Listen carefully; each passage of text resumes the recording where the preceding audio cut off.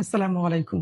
মুসলমান পুরুষের সাথে মুশরিক নারীদের বিবাহের ব্যাপারে আল্লাহ তাআলা সূরা বাকারার ২২১ নং আয়াতে বলেন, ওয়ালা তানকিহুল মুশরিকাতি হাত্তা ইউমিন ওয়ালা আমাতুম মুমিনাতুন খায়রুম মিন মুশরিকাতিন ওয়ালাউ আ'জাবাতকুম। আর তোমরা মুশরিক নারীদেরকে বিবাহ করো না, যতক্ষণ না তারা ঈমান গ্রহণ করে। অবশ্যই মুসলিম ক্রীতদাসী মুশরিক নারী হতে উত্তম, যদিও তাদেরকে তোমাদের ভালো লাগে। আমরা এই আয়াত দ্বারা বুঝতে পারি, কোনো মুশরিক নারীকে কোনো মুসলিম পুরুষ বিবাহ করতে পারবে না। এই বিষয়ে আল্লাহ তাআলা আমাদেরকে নিষেধ করেছেন।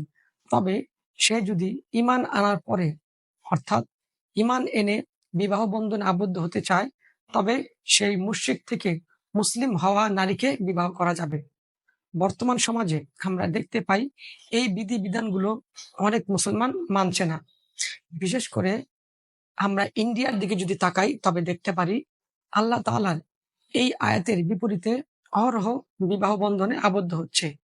তারা ইসলামকে গুরুত্ব না দিয়ে তারা তাদের পছন্দ বা ভালোবাসাকে গুরুত্ব দিচ্ছে, যেখানে আল্লাহ তাআলা স্পষ্টভাবে তা নিষেধ করেছেন।